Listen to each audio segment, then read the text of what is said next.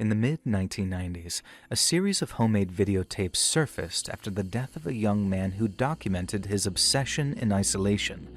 Alone in a dim room, he spoke to the camera as if it were a confidant, recording rituals, delusions, and a growing sense of destiny. The tapes end abruptly, leaving behind an unsettling portrait of fixation unchecked, and a reminder that some horrors are built quietly, frame by frame, long before anyone notices. Listen to the full story over on my true crime channel, Saturn Soul, linked down below.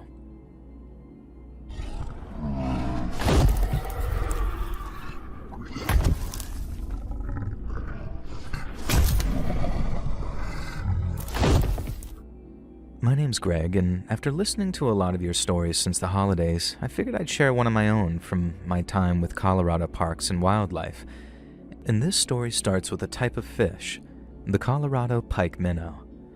Overfishing reduced the pike minnow's numbers dramatically over the years, and then when the rivers started getting underpopulated, settlers introduced invasive species to replace them, and they were driven out of their native spawning grounds. Unlike the northern pike minnow, on which there are pretty generous bounties, fishermen have to throw the native pike minnows back. If they don't, they face hefty fines or even prison time for repeated offenders. But reinforcing the law out there in the wild is no easy task. I'd say maybe 90% of the hunters and fishermen in the state of Colorado are respectable and responsible sportsmen. But that other 10% mean we're forced to send officers into state parks and sometimes up into the mountains to ensure they're following the rules. And in the late summer of 1993, that's exactly what I was tasked to do among the lakes and rivers of the Weminuche Wilderness area. At almost 800 square miles, the Weminuche is the largest wilderness area in the state of Colorado. We got the San Juan and Rio Grande rivers both flowing through the area, which in turn feed the Rio Blanco, Navajo, and Piedra rivers. And then when it comes to lakes, Weminuche's got 11 of them, all spaced around within the 780 square miles. I guess now you understand what a task we're faced with in terms of monitoring such a vast area. And when you head out into the Weminuche, you really are heading out into the middle of goddamn nowhere. The same could be said for the task that I was given back in the summer of 1993. I was asked to survey the area around a body of water called Granite Lake, which was home to about a dozen different rivers, lakes, and streams. Naturally, it's popular with fishermen, but it's also pretty far from any road, and a lot of it's on the northern slopes of Granite Peak. That makes it just about hidden away as it's possible to get out there, meaning if anyone was looking to do a little illegal pick minnow fishing, it'd most likely be there. On top of that, there was an old ranger cabin out there on Granite Peak's southern slope, one that had been serviced as recently as 18 months prior. That meant that it'd take some cleaning up, but it'd be livable for at least a day or two while I did my survey. I remember making my way out there in mid-July, and I had to be on the trail by 5:30 in the morning just to make it out there by noon. The cabin wasn't as bad as I pictured, and then once I got done getting settled in, I decided to make my way down Granite Peak towards the lake of the same name. The woods were nice and quiet, and the shores of Granite Lake were derelict too. I could see the place from up on high, how quiet and tranquil it looked. So instead of heading all the way down there, I split off northwest to check out the Los Pinos River. I'd been walking along the bank for maybe 20 minutes or so when I saw my first fisherman standing off in the distance.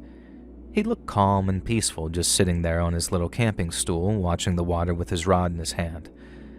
I didn't want to call out from too far off because that'd be loud enough to frighten any animals, including his fish, and so I waited until I was a little closer before saying nothing more than, "Afternoon, sir." Now, I wasn't expecting the friendliest reaction. Fishermen are generally pretty wary whenever they're approached by strangers, but this guy just about jumped out of his skin. For a moment, it looked like he was going for a gun or something, but when he saw me, he sighed with relief so hard that he almost looked like a balloon deflating. I told him I was sorry for spooking him like I did, and then introduced myself as a wildlife officer and told him what my business was. Now, the whole time he's looking at me with this sort of expression that was half confused and half nervous. Then when I asked him if he'd caught any pike minnows recently, he completely ignored my question and only asked if they knew I was there. I assumed that he meant my superiors in the CPW, so I told him sure they did, that I didn't go anywhere without their say-so. And then once again, I asked if he'd caught any pike minnows recently. Now that time, not only did the guy look at me like I was speaking another language, but he started looking around as if he was expecting me to have company. And that's the point that I started to get suspicious, because not only was this guy completely ducking my questions, but he seemed worried that he was about to be arrested or something. And I told him he wasn't in any trouble, that the first-timers always get away with a warning not to do it again, but he didn't even seem to be listening at that point. When he tuned back in, he told me they wouldn't like me being out there, not without permission. Now, I was halfway to telling him that I already had permission when I realized that's not what he was asking. I asked him who he meant when he said they, and after taking another look around us, he told me with just the slightest hint of a grin that they don't like you saying their name. And the response gave me pause, obviously. Not so much because of what he said, but the wry smirk on his face as he said it.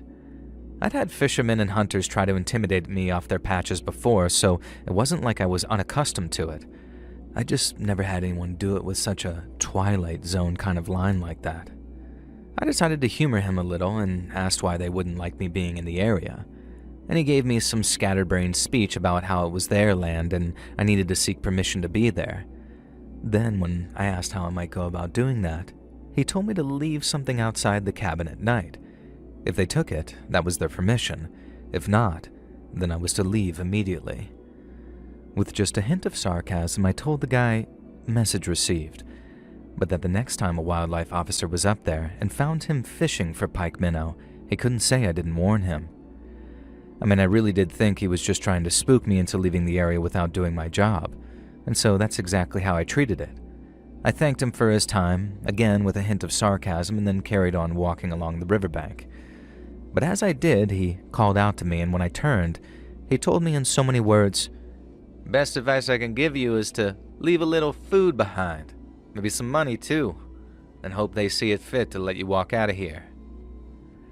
I just rolled my eyes, told them they better, unless they wanted the FBI roaming around in force, and then kept going on my way. Now, I was back at the cabin by sundown, having spotted not a single other fisherman anywhere on the rivers or lakes. And after lighting a campfire, I started on prepping a little camp food in the form of some boil-in-the-bag Mexican chicken and rice. But as I was eating, I noticed something on the ground. I've been walking all over the area outside the camp, so my boot prints were everywhere in the dirt. But in between two tracks of my own creation, there was a footprint that I didn't recognize. First off, it wasn't shaped like a boot print. It was slightly narrower and longer, so more like a shoe of some kind. But unlike my own tracks, which left a clear impression of my boot's treads in the dirt, the print I didn't recognize had a very unusual but strangely familiar sort of tread pattern. It took me a second to realize why it was so familiar, but then it clicked. It was the tread of a tire from a car or a truck. And after shining my flashlight on it, I could clearly see the two parallel vertical lines, and then the smaller horizontal ones which gave it that sort of ribbed pattern. The tracks were fresh too, at least made that day fresh, which meant that whoever had been walking around the cabin had done so either before my arrival or after I'd settled in and went off to check the rivers. I didn't like the idea of someone having walked around the cabin while I was away, but it didn't seem like they'd been inside or touched any of my stuff, so I wasn't too alarmed. But there were two thoughts that I couldn't seem to shake. First off, I figured the fisherman I spoke to might have stopped by to talk or something, but found the cabin empty. It made sense if he knew the area well, and it also wasn't out of the question that he wanted to apologize for getting off on the wrong foot. But whoever had walked around the cabin had done so in what looked like homemade shoes with soles made of rubber tires. And while I remember a handful of details about the fisherman, homemade footwear was not one of them. And this led me to the second thought that I couldn't shake, and this thought concerned who the fisherman had referred to only as they. Now, I assumed they were nothing but a fabrication intended to scare me away from the area, but if it hadn't been the fisherman who was walking around my cabin just a few hours before, then who the hell did? It was maybe an hour or two past sundown by the time I was checking out the weird shoe prints, so too late to just back up and get out of there. At least, not without the risk of getting lost out there in the dark. It was my first time there and all. But aside from that, I wasn't even close to being spooked enough to pack my stuff up and run. I mean, sure, it was weird that whoever walked past my cabin had very probably made their own shoes, but if they wanted me gone, they could have just as easily trashed my cabin or maybe even set it on fire. I didn't even know for certain where the tracks led, as, like I said, I figured somebody probably just walked past it while heading to or from their favorite fishing hole, maybe. And that's when I decided to follow them, with my flashlight as best I could. And that's how I found out that they led all the way around my cabin and then up towards Granite Peak. And then on a rise which overlooked the cabin by maybe 70 to 80 yards, I found another set of strange shoe prints which joined the others. I could see 2 sets of very firm prints in the dirt, one of which seemed to match those at my cabin's campfire, and 2 that were very different. They had the same kind of tread, 2 vertical lines and many horizontals, but their positioning was visibly different from that of the first, meaning in my best estimations, whoever had walked around my cabin had been joined by someone else as they watched it from a distance, and from the looks of things, they did so for quite some time too. Now that's when I started to get a little spooked, because it was one thing for someone to just walk around the cabin, maybe out of curiosity, and it was another thing entirely to just sit there watching it. And then while it was quite possible that the 2 guys just wanted to rest for a little bit before continuing their journey, it didn't sit right with me that they chose to do so in a place that overlooked my sleeping arrangement and while facing it too. But still, I wasn't all that worried. I might have only been a wildlife officer, but they didn't send us out there defenseless. I carried handcuffs, a smaller can of bear mace that can fit into my belt, and I carried my M&P 45 too, and since that thing packs enough punch to take down a bear, you can bet your ass it's got enough punch to take down a person or 2. I felt more capable of defending myself against whoever might decide to pay me a visit, and besides, I only had to spend 1 night there to get the job done, and then the following afternoon, I'd be able to start making my way back towards the highway and to where my truck was parked. And so I chose to stay the night and complete my work, and in doing so, made a very grave and almost fatal mistake. Now, the cabin was little more than a 1-room shack with 1 door, 1 bed, and 1 window.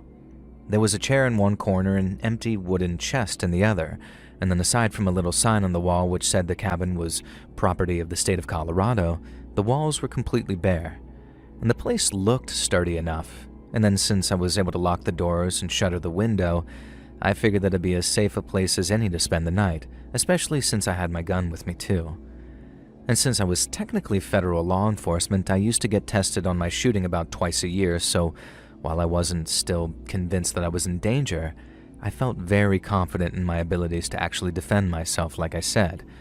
But there was just one thing that I didn't like about the cabin, and that's how there was a mail slot on the front door. The mailbox was gone, so it was just a rectangular slot in the door with a thin, hinged hatch to cover it. But since the bed stood almost perfectly in front of it, and there was no way of keeping it closed, I decided to shift the furniture around a little before I got any sleep. I didn't want anyone being able to push the barrel of a shotgun through that thing in the middle of the night, or if they did, I didn't want to be lying right there in front of it when it did. But something did come through that mailbox, and it sure as hell wasn't a shotgun. I slept very poorly that night, and I tend not to sleep great in new places, especially when they're out in the middle of the woods, because I'm such a light sleeper that so much as a rustle outside wakes me up. And I think that I must have been in and out about 12.5 times before I woke up to the strange silence in the cabin, and right away, that struck me as a bit odd. The woods are noisy at night, sometimes noisier than the daytime if you're not counting for bird song, because all the critters that only come out at night start scurrying around, chittering and chirping and fighting amongst themselves. I'd lost count of how many times I woke up to hear something growling or barking or sniffling outside the cabin, and so to suddenly wake up and hear none of it, that set me on edge right away. The absence of any other sound then made it much easier to hear this gentle scraping sound that seemed to be coming from near the front door. And then I looked, and I could see moonlight creeping through the hatch, which appeared to have been pushed open by something. In my half-sleep state, I figured that it might have been that shotgun that I'd been so terrified of, so I grabbed my flashlight and pistol, and then got ready to put a few rounds through the door and whoever was on the other side. Thankfully, it wasn't a shotgun, but seeing what it actually was didn't make me feel any better, because reaching through the mailbox and up towards the lock keeping the door shut was a man's arm. It wasn't just the arm which scared me, though. It was the condition it was in. I remember how the arm was partially covered by a dark red sweater, how the skin underneath looked weathered and worn, but how the muscle underneath was very clearly defined. This person was strong, very strong, and by the looks of things, hygiene, and in particular nail care, didn't seem to be their strong suit. The guy's hand looked so badly burned it was like it had been dipped in a barrel of acid, like so badly melted and scarred it looked like his fingers were webbed, and then his fingernails. Hell, they might as well have been claws. They were long, jagged, and chipped with this distinctly yellowy brown sort of color under the bright white of my flashlight, and they were reaching for the lock, getting closer every second while clearly trying to stay as quiet as possible. I just reacted. I had no idea who it was or why they were trying to get into the cabin, but I also knew I wanted to give whoever it was one clear warning before I opened fire. And so I hurled across the cabin in my bare feet and then kind of slammed my shoulder against the guy's arm to crush it against the thick, heavy wood of the front door. I heard a yelp from the other side before the arm suddenly disappeared back through the mailbox. And then I issued my warning, loud and clear. I told whoever it was that the cabin was the property of the state, and that inside was an armed federal law enforcement officer. I told them that if they left, there and then, nothing would happen to them. But if they continued to try and gain access to the cabin, someone was going to get shot. I half expected someone to apologize, and I explained that there had been some confusion. It made sense that someone might have been using the place thinking it was abandoned despite the sign, and the last thing I wanted to do was shoot that person dead because they figured they'd locked themselves out by accident. But I didn't hear an apology. I didn't hear any voices at all. There was just silence for a moment or two before suddenly I heard someone banging on the small window shutter. It wasn't banging like someone saying open up. They were trying to break the shutter on the window open, and it only took a couple of more swings of whatever they were holding before the hinges broke and the shutter fell away. After that, all they had to do was smash through the glass, but by then, I had both my flashlight and my .45 trained on that window. So when I saw that rifle barrel get pushed past the broken glass, I fell to my right to minimize my profile and then fired all 10 rounds into the cabin wall where I thought the shooter would be. I saw the flash and smoke of the rifle going off, sending a bullet harmlessly into the cabin wall to my left. But what really caught my attention about that rifle, and what I find myself wondering over all these years later, is the fact that it had a ramrod below the barrel.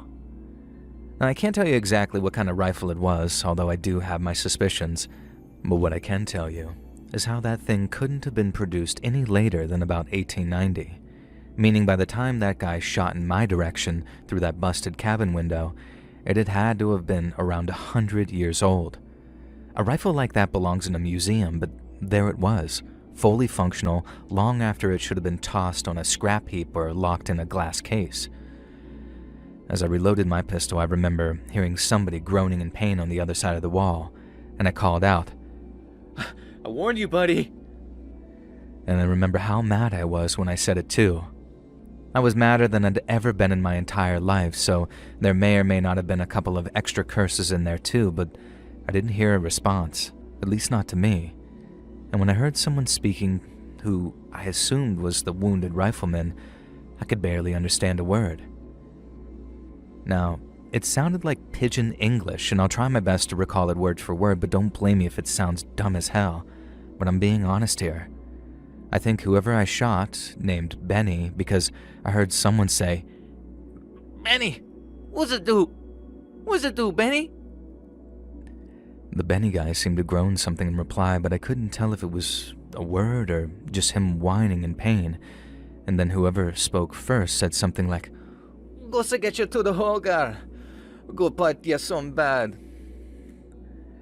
I gave them one final warning for them to keep away from the broken window, that it was locked and loaded again, and anything they presented to me was going to get blown to pieces. Again, and I'm assuming it was only 2 guys out there, but neither said anything in response. I just heard groans of pain and then the sound of one guy dragging the other across the forest floor.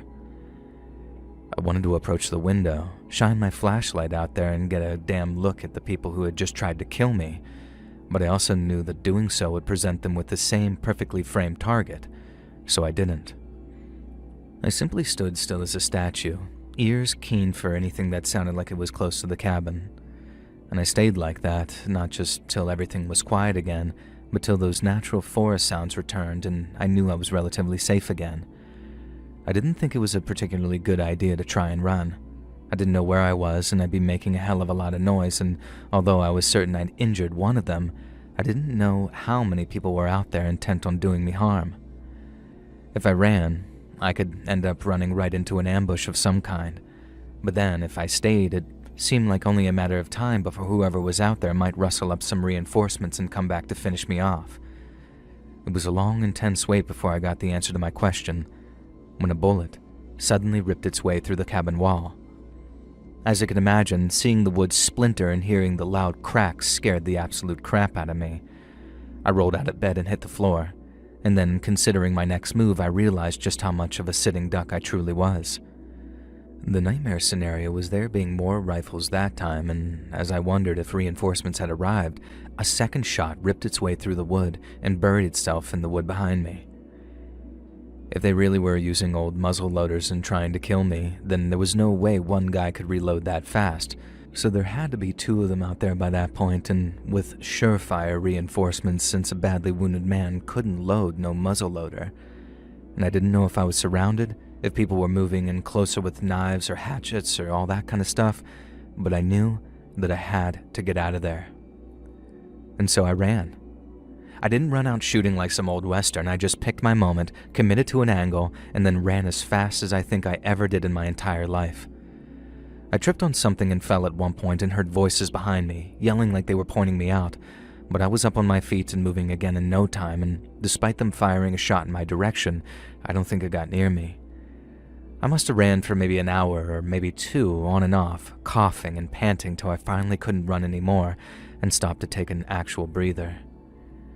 I didn't count on anyone having the stamina to follow me, and for a while I thought that I would outrun them, but before long, I heard the sound getting louder and louder, like this rustling that I could hear behind me in the dark coming from up and down the forest. They'd followed me, a lot of them too, and they'd been behind me the whole time. I ran until the sun came up, and I reached a highway, and then I kept on running until I saw a truck coming my way. I flagged it down frantically, my eyes darting between the trees and the truck, looking out for any goddamn inbreds running at me with antique rifles ready to fire. But the woods were empty and quiet, and there were no people out there coming for me. The guy behind the wheel thought that I was taking him hostage at first because after hopping into his passenger seat, dripping with sweat and holding my .45, I screamed at him to drive before he got his head blown off. He was relieved as hell when I started to thank him for picking me up and said that I'd wire him $100 if he just dropped me off at the next town. But once I told him what had happened, he told me so much payment was unnecessary and that he was just happy to help someone in need. I didn't mention the old guns, the weird dialect they were talking in, or that I might well have killed a man if even half the bullets I fired had hit him. Now, I shared that last part with my superiors, but not the first two parts. I didn't want them to think that I was going nuts or that I was embellishing my story to make it look like a clean shoot, and I ended up telling that story over and over and over again. I had to tell it a second time to the local sheriff's department and then again to two detectives from the state police once it was clear that something significant had taken place. It was tough on me mentally because the procedure stated that they were to treat it as a potential homicide until proven otherwise. They photographed the area, collected my .45 for ballistics testing, and searched the area for blood or bodies. They found plenty of the former, none of the latter, so murder was off the table. But I still had to undo the same multi-agency process mandated by Colorado law for officer-involved shootings. There was a recorded interview with a union rep, I was placed on paid leave, and then a couple of weeks later, the district attorney confirmed the use of deadly force was justified under self-defense statutes, which meant no charges and an immediate return to work following a psychological evaluation. I dressed it up like I'd run into some very aggressive poachers, guys who felt so disrespected that they'd rather kill a Fed than move off their patch of area. And I know that wasn't the whole story. I know the poachers don't have their own damn language that they speak among themselves, and I know they got better gear than muzzle-loading rifles that would have looked more at home in the Civil War. I've read a lot of crazy stuff online about who those men might have been, so much that honestly I don't know what to think anymore. I just know that there's folks out there in places people barely even know exist, and they've been living the same way for a long, long time now. And from what I can gather, they sure as hell don't like anyone showing up to try and change things.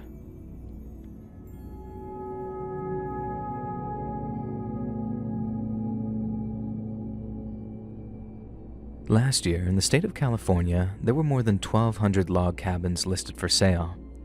About a third of those changed hands. Some were multi-story monstrosities which sold for millions of dollars, while others were a little more humble both on the outside and on the inside. Some places stay in the families for generations, getting passed down from one relative to the next until they finally either decide to sell it or make it livable. And either way, that's where I come in. I market my business as a kind of cabin renovation service, and I worked in tandem with various realtors for a quick turnaround. If someone was a little skeptical on buying a rundown old cabin, they often changed their tune when told their new purchase would be ready for sale or a vacation in just under 2 weeks. I work on around 50 to 20 cabins a year, fixing them up, dusting them off, and then spending a night or two there to make sure everything's working as it should be. It was something I kind of fell into after the crash in '08. And then when my old boss retired in 2013, and without any kids to pass it on to, the business went to me and I never looked back. I consider myself very lucky. I've worked on some incredible homes for some incredible people, but I also worked about a dozen or so jobs that didn't have the outcomes I was hoping for, and among them, there's one that I thought might end both my career and my life. Way back in 2015, so more than 10 years ago now, good lord, where's the time go?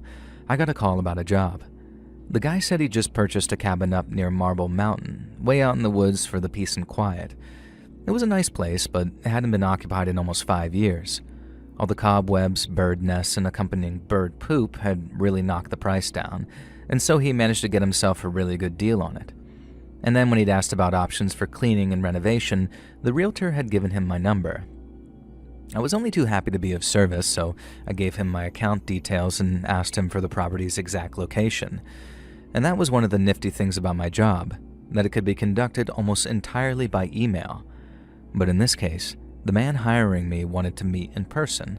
And while that wasn't unusual, maybe 1 in 10 were old-timers who wanted a face-to-face, the way he acted just struck me as kind of odd. The first thing, and this didn't strike me as suspicious until much later for reasons I'll explain, but he showed up wearing a baseball cap and what could only be described as oversized sunglasses. Now this is Northern California, so a ball cap and shades is practically the uniform for any man over 30 here, and so his glasses didn't strike me as weird until later on when I tried to contact him again. The thing that did strike me as weird, and I'm talking right there upon meeting him, was the length of time he held my hand for after he shook it. I tried to pull it away after we shook hands, but he gripped it gently and held it firm for maybe 4 or 5 seconds after he stopped shaking. Now, after I pulled my hand away politely, he said something about being able to tell a lot about a man from his handshake, and then he invited me into the roadside diner he elected to meet at, and then we hashed out the specifics of the job over cups of coffee. He agreed to pay me half the money up front and then the other half plus expenses when the job was done. But when I asked him to transfer the first half in the next 48 hours or so, he told me he'd rather pay there and then, and in cash. That was the second thing that struck me as sort of odd about the job. I hadn't taken a cash payment since the very early days of taking over the business, as naturally, no one wanted to walk around with thousands of dollars in cash on them. But for some reason, this guy didn't mind at all. He seemed perfectly content to walk back to his car, take out an envelope stuffed with cash, and count out a couple of thousand and hundreds right there in front of me. I remember thinking, this guy is either rich, crazy, or both. But since his money was just as green as the next guy's, I took it, went home, and then drove out to the cabin in my truck the next morning. Despite making it out to be a wreck, the cabin wasn't that bad, but the guy was right about one thing, and that's just how secluded the place was. I had to drive down about 5 miles of dirt road before I found it and only got lost twice, and then apart from the animal sounds, the peace and quiet out there was phenomenal. I got to work right away, clearing out anything that looked like junk before I stacked the furniture and swept the floors. The place was a mess, with no one having given it any serious maintenance for at least 2 to 3 years. But after about 6 hours of solid work, it was close to being livable again. Close, but I still elected to sleep in my truck that night. That was a regular thing of mine, because a single man can't clean up an entire cabin in one day, not even if he starts at dawn and ends at dusk. And so I was used to sleeping out in the woods at night and having all kinds of deer and coyotes come wandering around my truck. After a couple of years, I always slept through the night, and that night was no different. I was out like a light just a couple of minutes after I reclined my seat, and then I didn't wake up until I saw the dawn breaking through the trees. I finished off the coffee I'd brought, had a smoke, and then got back to work. And then another 8 hours later, and with a huge bunch of trash piled up outside, the place was just about livable again. I'd cleared out the bedroom, replaced the mattresses and sheets, and then cleaned up the little living area and kitchen area too. These were nothing more than a table and chairs and a workspace and stove, and it was a long way from being anything like luxury, but it was still a fine place for what he'd paid for it. Now, there was just the matter of field testing it to make sure everything worked all right. I got to cleaning out the stove and then went about collecting up the firewood that I'd earned by chopping up an old moldy armchair. I loaded up the stove, made sure that it wasn't about to explode on me or anything, and then set about boiling up some water so I could make myself some noodles. Now, the place didn't have any running water, but I had a multi-pack of bottles that I kept in my truck, and so after a quick bottled water shower to make sure that I wasn't stinking too bad, I laid down on the new mattress and drifted off to sleep. I woke up a couple of hours later with a full bladder, and once I remembered where I was, I knew that I'd have to go outside to make a little piss. I rolled out of bed, admired my handiwork for a moment as I saw how much cleaner the bedroom was, and then slid on my boots and my bare feet before I started clunking across the wooden floor. But the second I did, I heard a voice coming from outside the cabin. It sounded brief and panicked almost, exactly how someone might sound if they suddenly realized someone was inside the cabin and awake. I used to keep a pump-action shotgun with me wherever I went out on a job, mainly for grizzlies, but it sure helped me feel safer around people too. And so the first thing I did was grab it and rack a shell nice and loud so whoever was outside would be able to hear it. Now I figured that they'd just run off at the first sign of trouble, and I'd hear them beating feet as soon as they heard that chunk of my shotgun.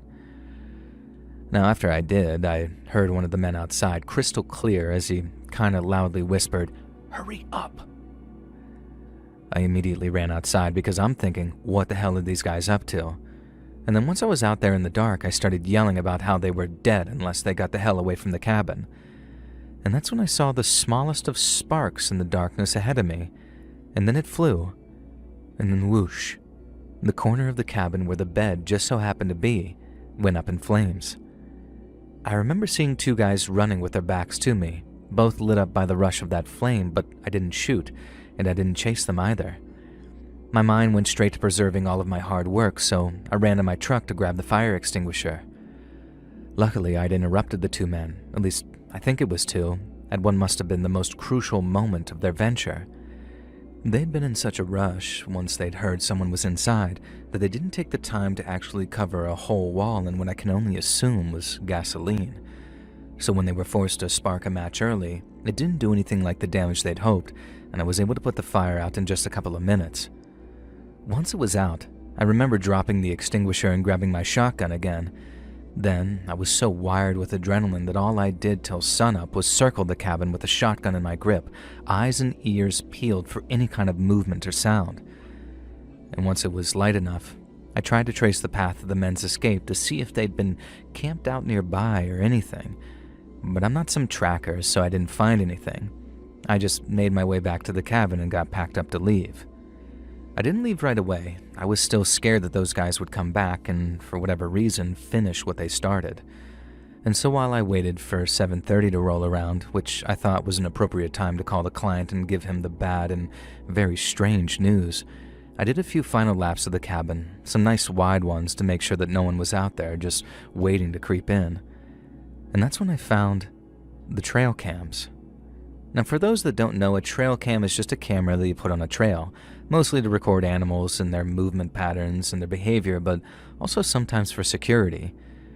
The trail cam I found tied to a branch looked to be just that, a creative way of providing security for the guy's new cabin, and I figured that because they looked to be almost brand new. And I say they because there were more than one. There were 5 in total, all brand new and all surrounding the cabin at what looked to be fairly even spacing, and as you can imagine, was very happy to see that they'd been recording. If they were the night vision kind, and by 2015 most were, then they'd have captured our arsonist in the act. I was hoping we'd have enough footage of the arsonist that they could be positively identified. All I needed to do was contact the client, inform him of the situation, then get him to share the recordings with the cops. But when 7:30 rolled around and I hit dial on the client's contact, I got nothing but a robotic voice saying, "We're sorry. You have reached a number that has been disconnected and is no longer in service."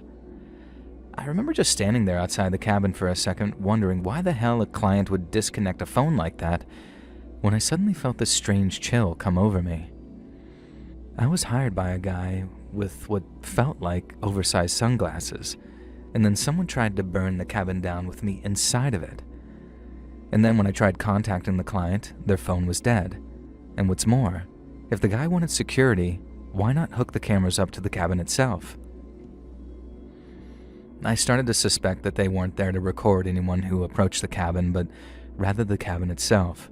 In which case, did the client really want to protect his new investment, or were those cameras there to simply record the cabin being burned down?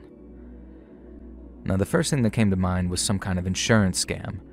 But then, as I thought about it, I remembered how these arsonists didn't stop trying to burn the place down when they realized I was inside. In fact, one of them actually said hurry up once they realized someone was there.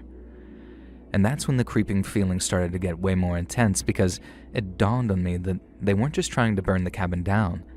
They wanted to wait until I was inside of it before roasting me alive. And that's why nothing happened on that first night. They probably snuck up to the cabin, saw me sleeping in my truck, and then retreated until the next night when they could try again. But why? And what beef did these dudes have with a client that they wanted to burn his property down, and why would they want me inside when they set the place on fire? Those are the kind of questions I've struggled with over the years, wondering to what extent my client was in league with the men who tried to burn me alive. I can't help but think that they were connected somehow. I mean, why would he make such an effort to obscure his face, pay me in cash, and then disconnect the phone he'd used to contact me? I also can't help but wonder, why me? Was I picked out specifically, or did they just need any poor bastard in there when it burned down? And when it comes to whether I was specifically chosen, I think the answer is yes. I think about the guy in the oversized glasses and the way he gripped my hand after I tried to pull it out of the shake. And I told the cops about him and passed on a description of the man in his car as well as the cell number that he'd used to contact me. This might not come as a surprise, but they had no luck in finding him, and since that was expected, it didn't bother me too much. But what does bother me is the way that guy acted after we shook hands. I know now that he was sizing me up in some way. I don't know by what criteria, but I know that when he invited me into the diner for some coffee, he decided that I was the right man for the job. But the question is, at least the one that I struggle with the most these days, did he pick me to fix up his cabin, or did he pick me out to die in it?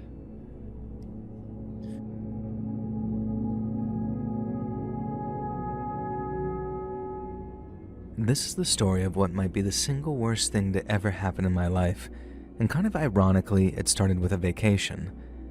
Because back in the fall of 1987, my girlfriend of 2 years suggested a weekend in a log cabin. Kate, not her real name, had fallen in love with the idea of living this remote, rustic lifestyle after reading some historical romance novel. But while she knew that she wouldn't last more than a week out there chopping firewood and gutting deer carcasses, we both thought that it'd be very romantic and pretty cool to spend a few days playing pretend. We found a place out in Vermont that had all the peace and seclusion that we were looking for, but one that also had a kitchen, a feather bed, and a bathroom with hot running water.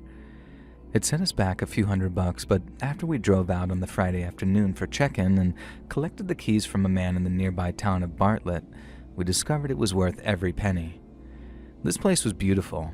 All the appliances were spotless and working okay, but the wood-burning stove was worth the price of admission alone, because not only did it keep us nice and toasty, but it gave the whole place this kind of rustic and cozy feel. That first night was fantastic, everything we could have hoped for, and then the next day, we took a walk into town to get some food before hiking back to the cabin and settling for the evening to get some well-deserved rest. We both changed into our evening wear and were sharing the big 3-seater couch, each reading the books that we brought with us when, out of nowhere, we heard someone's voice coming from outside. Now, seconds later, there was a heavy knocking on the front door of the cabin. Kate told me not to answer it because who the heck would be out there so late at night in the middle of nowhere, too? And then came another round of banging on the door before someone called out, "Please, I'm hurt. I need help." Kate and I both looked at each other, and then I remember blurting out something like, "We don't have a phone here. We can't call anyone." I guess it was the practical thing to say while keeping Kate sweet and not opening the door. But then we both heard the same panic-stricken voice tell us, and with a dash of fear too, that they were hurt real bad and that they were scared that they were going to die. I looked at Kate and said we needed to do something, and she agreed, so we rushed to the door and opened it. We were greeted by the sight of a man in hiking gear. Big coat, boots, woolen hat with dark eyes and a mustache. But what really caught my attention was all the blood that seemed to be seeping from the hole of his jacket, while he kept one hand clamped over it at all times. He stumbled into the cabin and then collapsed near the couch, panting and thanking us before begging us to lock the door again. He said he'd been stabbed and that he'd run a long way to get away from the people who did it, but he was still scared that they'd catch up to him somehow. My first thought was to drive the guy into town into the nearest ER, so I grabbed my keys and ran for my car. My plan was to move it closer to the cabin so the guy wouldn't have to stumble very far to flop into the back seat. But when I put my key in the ignition and turned it, silence. The engine wouldn't start. I tried over and over, yelling and screaming, and then rushed around to the front to pop the hood. I looked around, and the moment I saw some cut wires, I ran back into the cabin to tell Kate what needed to be done. First off, I was going to have to run into town, and if I went full jog the whole way, that'd take another 20 to 25 minutes. And while I was away, she needed to grab a knife, lock all the doors and windows, and then turn the lights off and stay very quiet. I figured if someone came by and found the place was empty, they might move on and not try to look inside. But if they did, and they pushed past all the furniture I told Kate to push in front of the door to blockade, she needed to run. I didn't say that in front of that guy. I said it quietly before I left, because as much as the Christian thing to do was to help this dude and save his life, I didn't want her to die from some total stranger. It was a crazy thing to have to tell her, but it was a crazy situation we were in, I guess. And then after giving her a kiss, I started running back to the dirt road and kept going like that for 3.5 miles before I finally arrived in that town I mentioned earlier, Bartlett. Now, there wasn't an ER there, but I found a guy named Andrew with a working car who said he'd call 911 from his place before driving me back to the cabin so we could make sure that Kate and that stranger were okay. We rushed into his house, and I remember barely being able to get any words out from having run so hard and for so long, but we got there in the end. And then we jumped into his car and he sped off with him following the same directions I'd just given him. I think I must have thanked him 100 times between running into him in the street and getting him back to the cabin, but then when we pulled up outside and saw the lights were still off, I was relieved. I pictured Kate and the stranger sitting quietly in the dark, not knowing who was sitting behind the wheel of the car approaching them. But then all it'd take was one quick yell of, "It's me," and they'd just be as relieved as I was when Andrew said he'd help me. I got out of his car and walked towards the cabin's front door. I yelled out to identify myself and then got ready to push past the barricade that Kate had blocked off the door with, but as I got close, I saw that the door was slightly ajar. I called out again, but no one responded, and that's when I started to panic. Kate hadn't pushed anything in front of the door, and when I walked into the room with the couch where I'd last seen her and the wounded stranger, it was empty. Now, I ran around like a headless chicken looking for them, but when I found Kate alone in the bedroom, there was no relief that time, because she'd been stripped, severely beaten, and was laying unconscious on the floor next to the bed. I didn't even take all that much comfort in the fact an ambulance was on its way to us and that whatever injuries she'd received, they'd soon be treated. All that was in my head were all these questions, like when did they find her?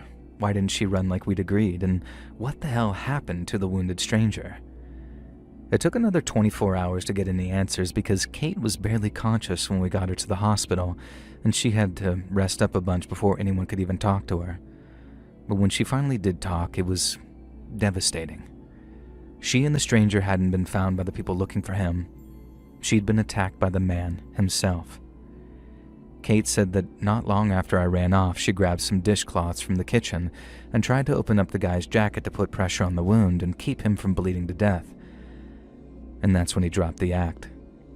He hit her, jumped up, then kept on hitting and kicking her until she was too weak to fight back. The guy hadn't been stabbed. He wasn't hurt in any way, shape, or form. The whole thing was an act, a complete put-on that he'd hoisted on us after disabling my car, stabbing a hole in his jacket, and then using a little fake blood for the finishing touches. Now the rest he achieved by sheer force of personality and by the fear that I thought that I saw in his eyes, which I guess looking back on it was more like excitement at the prospect of what he was about to do. They did end up catching the guy, and he ended up getting life because it wasn't the first time he'd violated a woman after tricking his way into her home. But Kate has never fully recovered. She might have since found some kind of peace, and I hope she has. We haven't spoken in a long time now, but I sincerely hope that she has. But sadly, in what remained of our relationship, she was unable to find it. She said I reminded her of what happened and how since that wasn't my fault and there wasn't anything I could do about it, she knew we had no future together. It broke my heart, but I respected her wishes, and we slowly drifted apart over the years that followed. Kate, if somehow you're listening, I know you'll recognize this story, and I'm sorry if you hate the fake name I picked for you, but I hope and pray that you're doing better. Hey friends, thanks for listening. Click that notification bell to be alerted of all future narrations. I release new videos every Monday and Thursday at 9 p.m. Eastern Time, and there are super fun live streams on Sundays and Wednesday nights. If you got a story, be sure to submit them over at my email, letsreadsubmissions@gmail.com, and maybe even hear your story featured on the next video. And if you want to support me even more, grab early access to all future narrations and bonus content over on Patreon, or click that big join button to hear about the extra perks for members of the channel. And check out the Let's Read podcast, where you can hear all of these stories in big compilations located anywhere you listen to podcasts. I also have a true crime channel called Saturn Soul, all links in the description below. Thanks so much, friends. And remember, PvE plus friendly fire equals PvP.